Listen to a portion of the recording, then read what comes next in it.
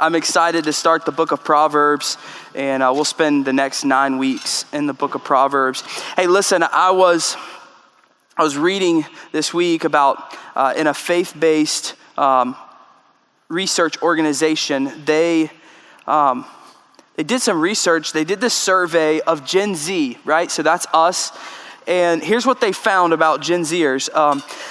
They asked questions about their future, making decisions, about mental health, and kind of all these things relating, and the results were really startling to me. The research showed this, that compared to any other generation, we have more mental health issues than ever before. Compared to any other generation, we struggle with anxiety more than ever before. More than any other generation, we don't know how to make important life decisions. Does this resonate with any of you? We struggle as a group to make decisions. We flounder around in our anxiety, and it's plagued us as a generation. And I'm convinced that the Bible teaches us that it doesn't have to be this way. I'm convinced that the gospel of Jesus Christ has not just freed us from sin, but it frees us from mental health and anxiety and fear of the future, and that we can make sound decisions, big, small, and everything in between, and we can do so in a way that honors the Lord. And I think the book of Proverbs is going to help us in this.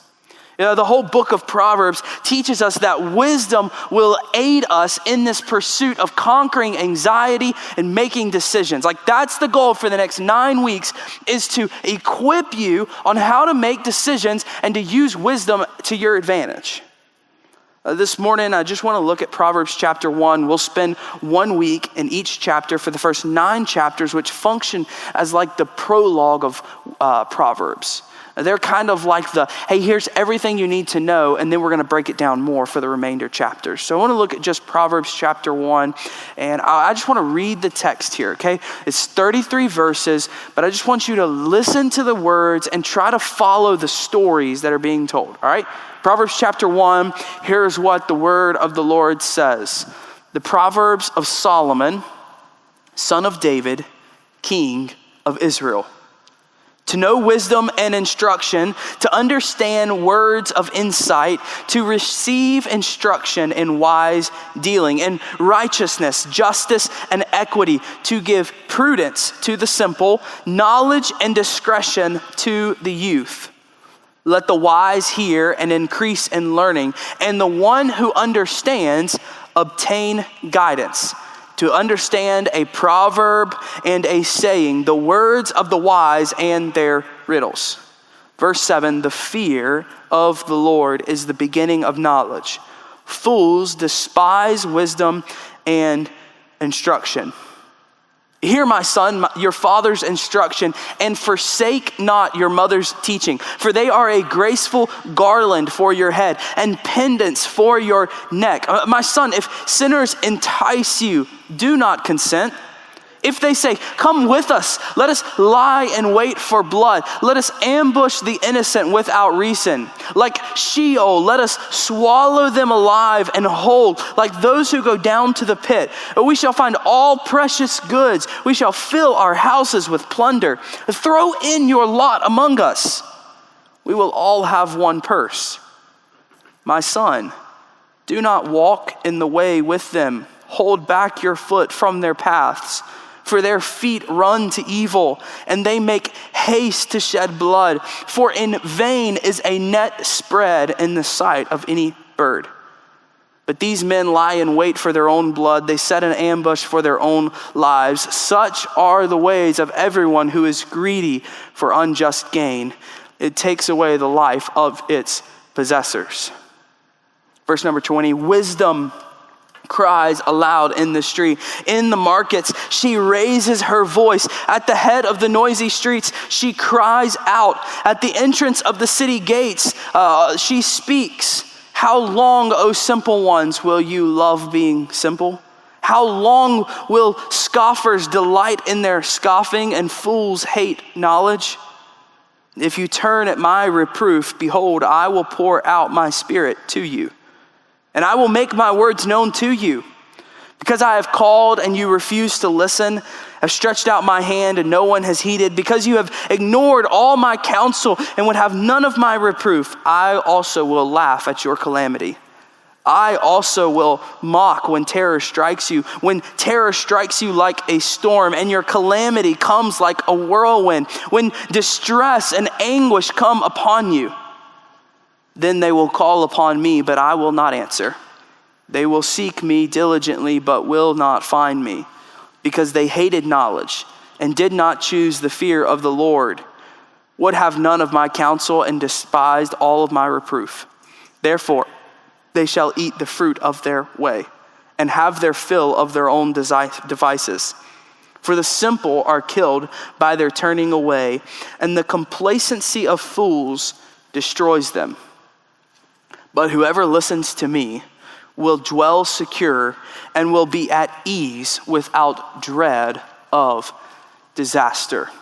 The book of Proverbs, the first 9 chapters function as the prologue, but the first 7 verses function as a preamble. This introduction giving us the author and the purpose and how we're going to do it. We see very clearly in verse 1 that the author of the book of Proverbs is Solomon. Right? Solomon is the son of David. He's a king of Israel. But having a little more background on Solomon will be beneficial to us as we study Proverbs. If we don't know who's writing to us, we'll kind of miss a lot of what he has to say. So I just want to take a few minutes and answer these questions. Really, this main question of what gives Solomon the credibility to speak on wisdom? Like, why should we listen to this guy about how to live life and find wisdom? Well, let me show you why. In 1 Kings chapter 2, Solomon's dad is dying. David is dying. And David looks at Solomon knowing he's getting ready to be king. And he says this. He gives this blessing and this charge to his son. And he says this. He says, be strong and show yourself a man. And keep the charge of the Lord your God, walking in his ways and keeping his statutes, his commandments, his rules, and his testimonies, as it is written in the law of Moses, that, here's the promise, that you may prosper in all that you do and wherever you turn. You see, David is telling his son, hey, if you want to be a good king and a man with a successful life, you need to live a life that honors the Lord, obeys his commands, and follows the law of Moses. Why was David wanting Solomon to do this? Well, verse 4 of 1 Kings 2 tells us why. There was a promise to David given in 2 Samuel chapter 7 that he would have a descendant who sits upon the throne who would never lose the throne. That David's descendants, there would be a kingdom that's never ending. And David is urging his son Solomon. He's saying, hey, listen, walk with the Lord, obey the Lord, so that you'll always sit on the throne. You'll be prosperous in all that you do.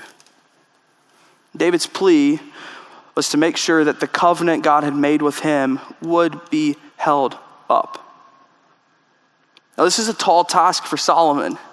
As you can imagine, being the third king in Israel's history in a troubled land laced with idolatry and wickedness, this was not an easy thing for Solomon. Becoming king was really not that great of an idea. And in 1 Kings chapter 3, we see how desperate Solomon was.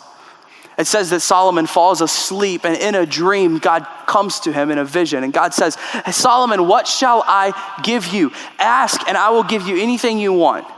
Listen to how Solomon answers this. I want you to think, if God comes to you in a dream tonight, he says, hey, what you want? I'll give you anything you want. You just tell me what you want. Just think about what you're answering. This is what Solomon says. O Lord my God, you have made your servant, catch that, servant, king in place of David, my father, although I am but a little child. Not that Solomon was young in age, but little child, meaning he doesn't have the knowledge, the wisdom. He says, I don't know how to go out or come in. A phrase used of wisdom again. And he says, and your servant is in the midst of your people, a great people, too many to be numbered or counted for multitude. Give your servant, therefore, an understanding mind to govern your people. Catch this. Solomon's request from the Lord is for wisdom because he recognized he was incapable of leading the people. If God comes to you, what are you asking for? Solomon asks for wisdom. You say, okay, well, how do we know that God gives him wisdom? Well, the very next passage is this story of Solomon as king having to make his first real big decision. And the story goes like this. Just follow me on this. There's these two women who are prostitutes, and they each have a baby, all right? And they live in the same house together. And in the middle of the night, one of the ladies, she turns over in her bed and she rolls on top of the baby and kills the baby. Like, she was a great mother. Kills the baby. She realizes what she's done. She takes her baby that's dead and she goes and she switches it out with the other lady's baby, takes the living baby back to her bed with her so that when they wake up in the morning, she's got the living one and the other lady's got the dead one. Like, this is crazy, okay? Stay with me though. They wake up and the lady who did not turn over on her baby, she wakes up, she goes, this ain't my baby. Don't look like me. Doesn't look like the baby daddy. Like, this is not my baby. And so they go to the king and the mothers are like, no, it's my child that's living. And the other lady's like, no, it's my child that's living. And Solomon is forced with this decision. It's obvious what needs to happen. The living child needs to go to its correct mother. The problem is Solomon needed the wisdom to figure out who is the real mother. And you'll never guess what Solomon does unless you've read the story. Solomon says, bring forth a sword. Bring forth a sword and cut the child in half and split it, since no one will tell the truth. And the mother of the living child says, by all means, don't do this. Do not kill my child. She'd rather her child live and be raised by someone else than for her child to die. But the lady with the dead child says, yeah, cut it in half. And Solomon says, take the child and give it to the correct mother, and sends them away. And we read this passage and we're like, bro, he is epic. That's crazy. How did he know to do that? And it's because God gave him wisdom. He knew how to handle and govern and discern the people. And then 1 Kings 4 says this, and God gave Solomon wisdom and understanding beyond measure and breadth of mind like the sand of the seashore, so that Solomon's wisdom surpassed the wisdom of all the people of the East and all the wisdom of Egypt. Like, Solomon is him. He the dude. He's got it all. So when we look at the book of Proverbs and we're asking for wisdom, like, we can trust Solomon because his wisdom is not his own, it's God's wisdom. You hear me?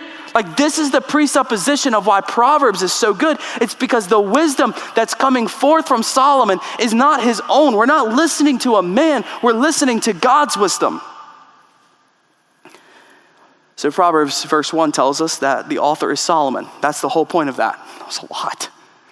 Now look at the purpose in the preamble of Proverbs. We see the purpose of the book in verses 2 through 6. You see this. It says it's to know wisdom and instruction and to understand and to have righteousness and justice and equity, to give prudence or wisdom to the simple. That word simple, we'll see that over and over again in the book of Proverbs. It's the idea of someone who's gullible or naive, okay? So when you see simple, think gullible or naive. It's to give wisdom to them. But then notice this, verse number 5, it's to give wisdom to the wise. Hear this, Proverbs is for those who have no wisdom and those who have tons of wisdom. Everyone comes to the book of Proverbs and can gain and glean insight. It's important to note that in verse 3, these three words, righteousness, justice, and equity, were terms used of royalty in governing a nation. I want you to hear this, that the book of Proverbs is written as a book of wisdom for the kings.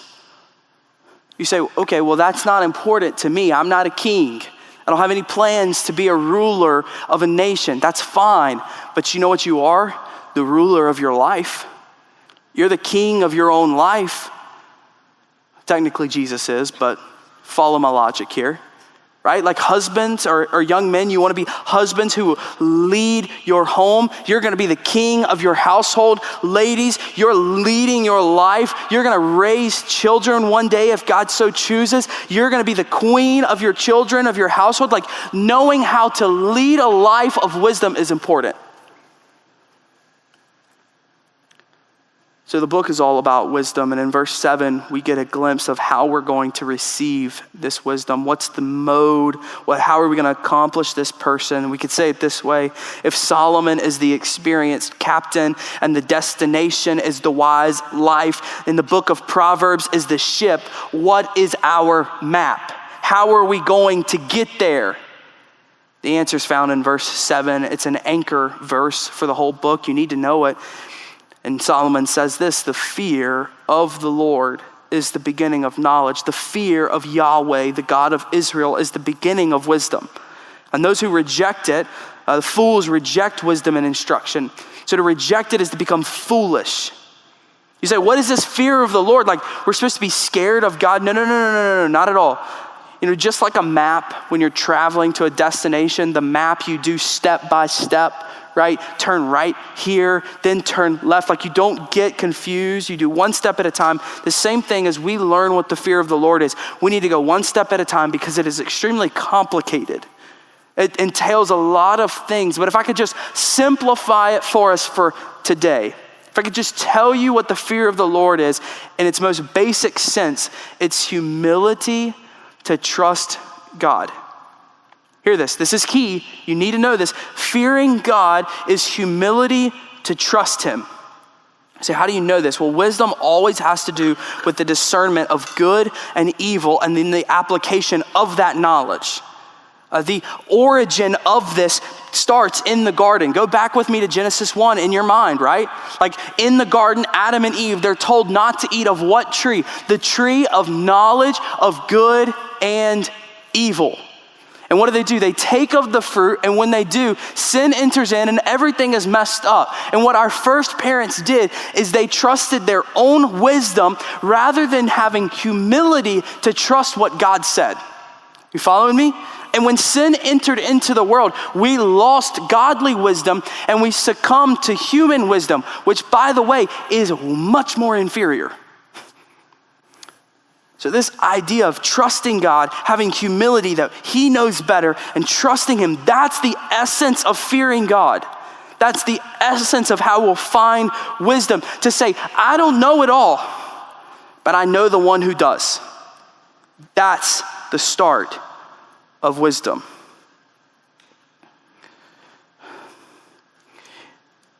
You say, how do you know this is true? Well, just look back at how Solomon got this wisdom.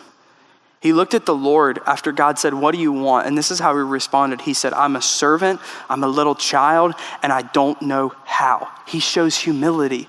And he says, but I trust you, God, so will you help me? Hear this. If you want to grow in wisdom over the next 9 weeks for your life, the starting place for you is to bow down in humility. If you want wisdom to make that decision you're stressing over, bow in humility and ask God for help. If you want to know what your future looks like, what your calling is, bow down in humility and say, God, I trust you, but I don't know what it is. Like wisdom is not about gaining experience or knowledge. Wisdom is about gaining humility before the Lord and learning to trust him. The book of James is so helpful to us. James tells us that if any of us would ask God for wisdom, do you know what he does? He gives it to us. James says he doesn't just give it to us, he gives it to us generously. Or literally the Greek word there is liberally. Like somebody who, y'all ever seen somebody who makes toast with jelly and like they put like half the thing of jelly on a piece of toast? You know what I'm talking about? That person that is an ungodly amount of like jelly. Like that's the idea. Catch this. You have that picture. That's the idea of how your God gives wisdom. It seems unnecessary. He gives that much. He gives it liberally. Now, before we move on to the preamble, and I'm going to get into the actual text, which we're going to move quickly through this. Verse 8 tells us who the audience is. That's kind of the final question. We know the author, we know the purpose, we know how we're going to get there. Now, who's he talking to? And in verse 8, we see he's talking to his son. He's talking to the future kings. But the important thing that I want you to see is that he's talking to those who are young, those who need wisdom, those who have major life decisions before them. Like the book of Proverbs is perfect for you. just like every other book in the Bible is perfect for you because it's God's word. But like for college students, like this is where we are, all right? Now with the remainder of my time, I want to show you verses 8 through 33, and I just want to show you two things, okay? Just two things, super simple. And here's the first one. I want you to see that Solomon teaches us in verses 8 through 19 that wisdom is a path. Wisdom is a path. He says in verse 8 to his son, he says, listen to your father's instruction. Hear, catch this, he says the verb, hear, listen to wisdom, and then forsake not your mother's teaching. Don't just listen, but do it. Don't forsake it, do it. So wisdom is hearing and doing. And he says, why do you need to do this? Why do you need to listen to your father's and your mother's teaching?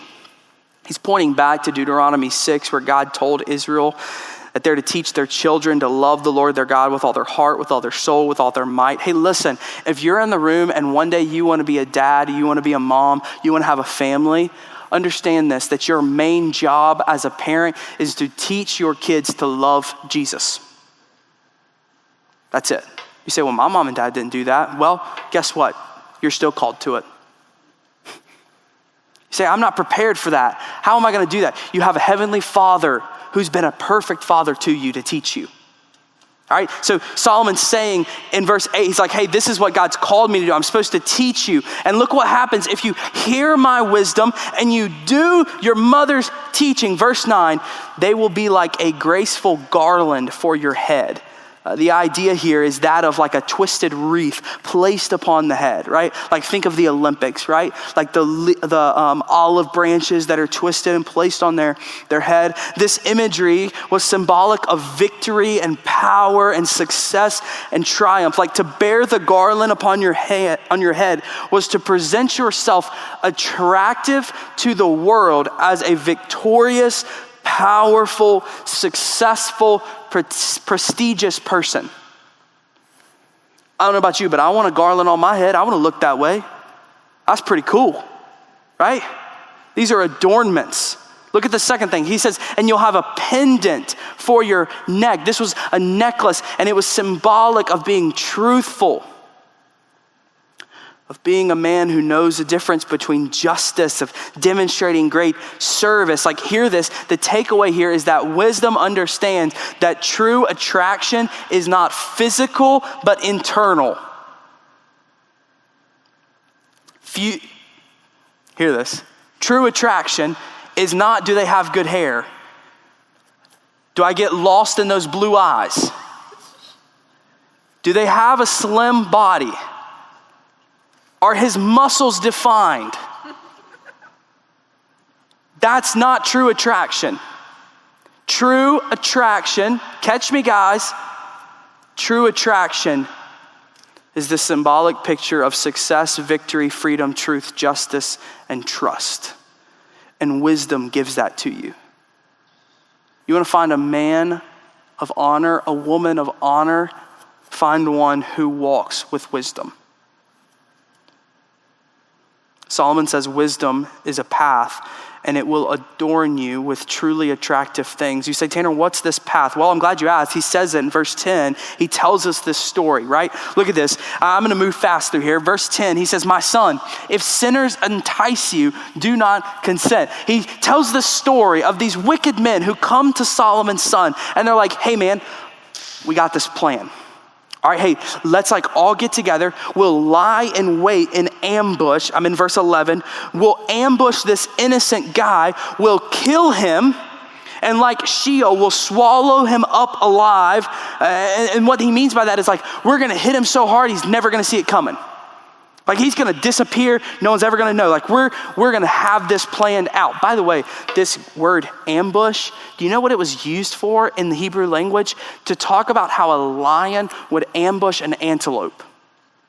Predator to prey. That's what these guys are wanting to do. And look, we think, well, the motivation here, they just want to be murderers. No. That's not the motivation. That's the action. The motivation comes in verse 13. Look at it with me. We shall find all precious goods. We shall fill our houses with plunder. Hey, throw in your lot. Come help us. We will all have one purse. Hear this. these sinners, they're coming to Solomon's son and they're saying, hey, let's kill this guy and take everything he has. And we'll split it among us, and then we will look good.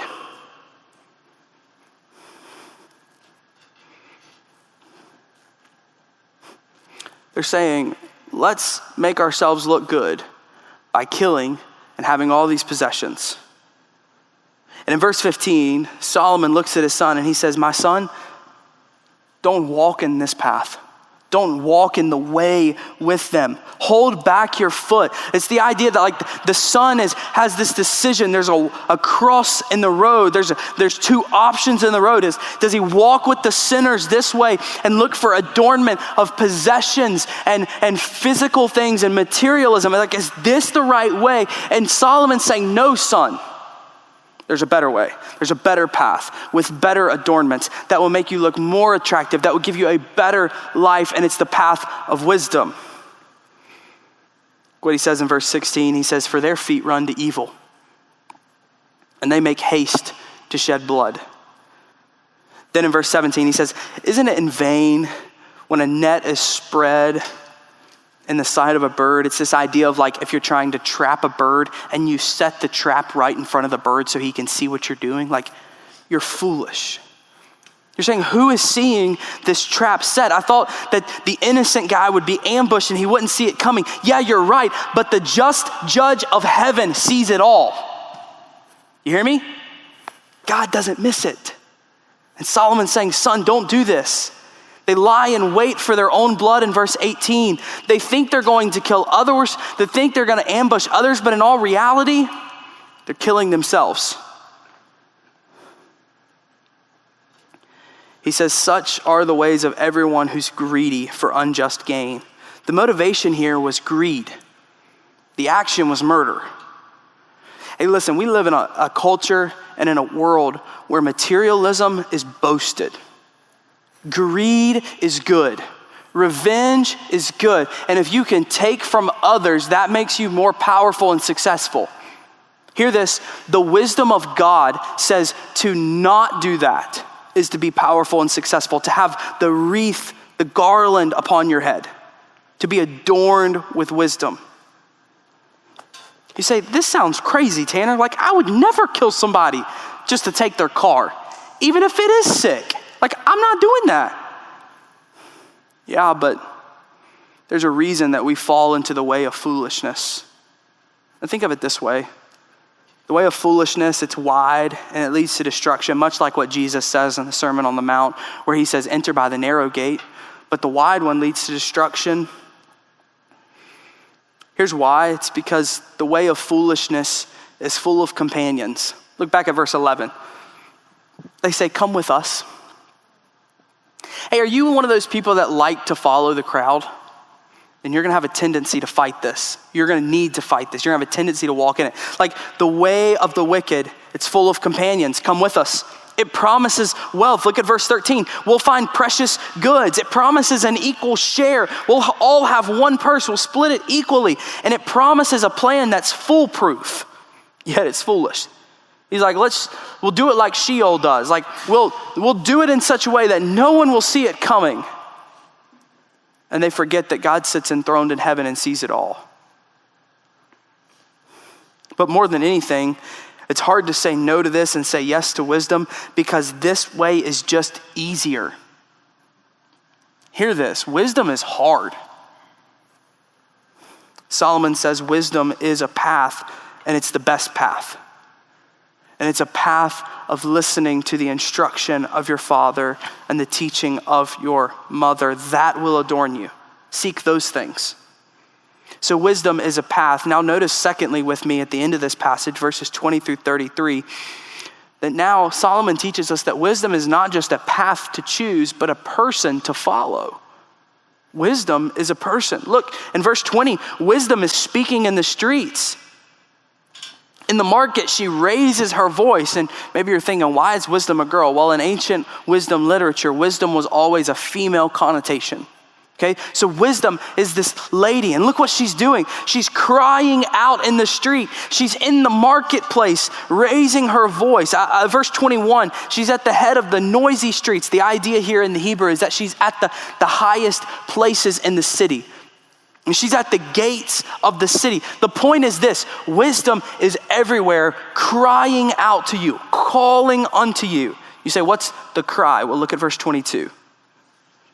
How long, O simple ones, will you be simple? Remember, simple is being gullible or naive. Wisdom is saying, how long will you be naive? How long will you be gullible? And then she groups being unwise with those who scoff or mock. He says, how long will those who mock delight in their mocking, and fools hate knowledge? Verse 22 has this kind of person in mind. You know that person that they really don't know a whole lot, and so all they ever do is just make fun of people? You know what I'm talking about? Like, they don't really know a whole lot. They're not really like intellectually that smart. And so they're just always making fun of people to sound cool. That's verse 22. That kind of person. So to avoid wisdom is to group yourself with that kind of person.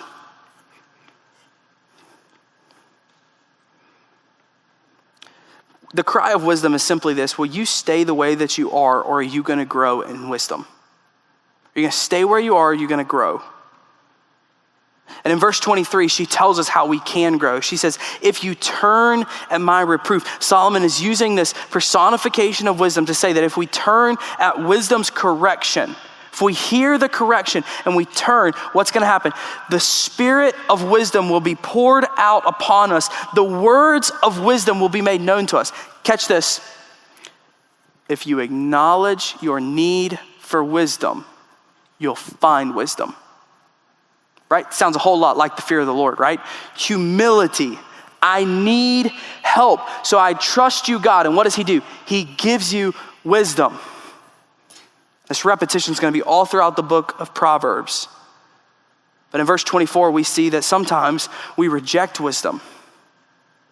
But because I've called and you refused, I stretched out my hand, but you didn't take it. You ignored me. You didn't want any of my correction. Look what I'm going to do in verse 26. Wisdom says, I'll laugh at your calamity, at your destruction, because you were foolish. When terror strikes you, I'll mock you. The scoffer who scoffed at everyone else, who mocked everyone else, will be mocked by wisdom. You following me? And when terror strikes you like a storm, and your calamity, your destruction is like a whirlwind, like a tornado, and distress and anguish come upon you, wisdom's saying, I'm going to mock you because you missed it. Because I was standing in the streets calling out to you.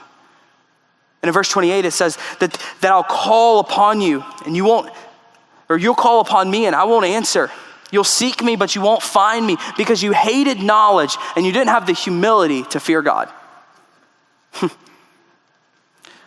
Wisdom is telling us today that there's never a better moment to trust in God, to humble ourselves before him and find wisdom than right now.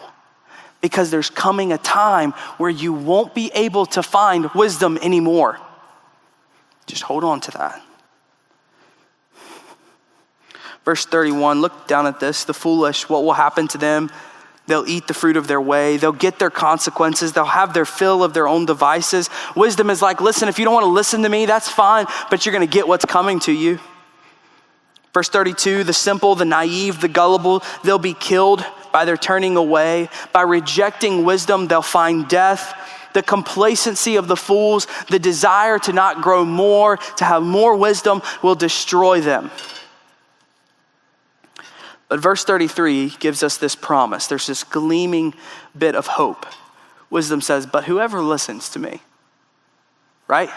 Hey, this is you. You want to listen to wisdom. Whoever listens to me, what will happen to them? There's not going to be calamity. There's no storm. There's no terror. There's no tornado. There's no mocking. Instead, what do you have? Safety.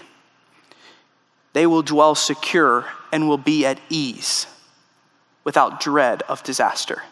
The wise find life. The foolish find death and destruction. Solomon shows us in this first chapter that, hey, wisdom is worth listening to. And wisdom is a path that you follow and a person that you learn from. But catch this. The idea of wisdom being a path and a person finds its greatest fulfillment in the words of Jesus in John 14:6. Listen to what Jesus says. I am the way, path, the truth, that's the knowledge of wisdom, and the life. No one comes to me, or no one comes to the Father except through me. See, Jesus proves to us that he is the path of wisdom and he is the person of wisdom because he's the truth of wisdom. Man, this is good. Jesus is the way unto wisdom because he's the truth in how you find wisdom, and he gives you life, he gives you safety because he's the person of wisdom. Like, is Jesus not the one who promises us adornments, not of possessions outwardly, but of possessions inwardly? Catch this. How do you really find the sign of victory and prestige and success of the garland? Is it not found when you trust in Jesus and trust in him, a savior and victor over sin and death? Is that not how you find victory?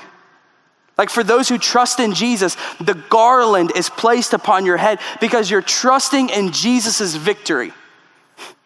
It's no coincidence that in Proverbs chapter 4, the garland is compared to a crown. Now, it's not coincidence because Jesus is a king, and when you trust in him and you get to be a part of the family, you become a daughter or a son of the king. You become royalty. The necklace, what about this? It signifies truth and justice and trustworthiness. Is this not a picture of Jesus giving us his Spirit? Was it not Jesus that said, I'll ask the Father and he'll give you another helper to be with you forever, the Spirit of truth? Was it not Jesus that said the helper whom the Father will send will teach you all things? He's the one who teaches us truth. Is it not the Spirit that enables us to be truth bearers? But catch this, Jesus is not just the path of wisdom, he's the person of wisdom. Look at verse 23. Wisdom says, if you turn at my correction, I'll pour out my Spirit upon you. This is exactly what Jesus does. He says, if you'll repent of your sins, what will I do? I'll give you my Spirit. And I'll help you to understand my words. Like, is this not what Jesus meant when he said, confess with your mouth and trust in him? Like, Jesus is the fulfillment of Proverbs 1 because he's the way, he's the path, he's the truth of wisdom, and he is the life. He's the person of salvation. So the application then of this is that if Jesus is the way and the path of wisdom, then we need to walk with him and chase after his commands. Like, the immediate application of this is that we should obey Jesus because he shows us the path of wisdom. Let me ask you this morning, what commands of Jesus are you following? What about those commands that not doing so hot in? Or what about this? Because Jesus is the truth and the knowledge which leads to wisdom, we can trust him, be passionate about knowing him. Like, how well are you searching the scriptures to know Jesus? If you want wisdom, know Jesus. If you want to know what wisdom really is all about, if you want to have more knowledge, chase after knowing Jesus. How much time are you spending in the Word, knowing Jesus? And if Jesus is the person of wisdom who gives us life and safety and security, and he's going to protect us and see us safely home into heaven, like, don't we need to be depending on him?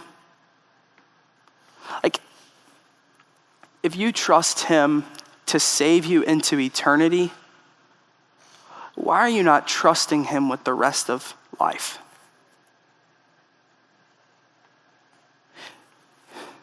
You trust Jesus to take you to a place that a book tells you is true, but you've never seen with your own eyes, but you don't trust that he'll help you get in the right job? You trust that Jesus is going to prepare a mansion in a place where there's no sickness, no death, no pain, something we've never experienced. We trust him in that, but we don't trust him that he's gonna give us the right spouse. We trust him to provide for us in heaven and to never grow hungry, to never be in need, but we don't trust his provision now. The application of Proverbs 1, that Jesus is the way, the truth, and the life, tells us that we need to obey Jesus as wisdom, know Jesus as wisdom, and depend on Jesus as wisdom. We finish with this. Revelation 3, verse 20 is a direct quotation of Proverbs 1:20, where wisdom is crying aloud in the streets. Wisdom is calling unto you, come to me. Jesus tells the church at Laodicea in Revelation 3, he says, behold, I stand at the door and knock. If anyone hears my voice and opens the door, I'll come into him and eat with him and he with me. And the one who conquers, I will grant to him to sit with me on my throne, as I also conquered and sat down with my Father. Wisdom is calling. His name is Jesus. The question before you this morning is, how will you respond? Will you be like the fool who says, I'm good, and finds calamity, destruction, and death? Or will you be like the wise who depend on him, know him, and obey him, trusting that he will keep you safe and secure until he takes you home to heaven? Wisdom, fearing the Lord, and trusting that Jesus is enough.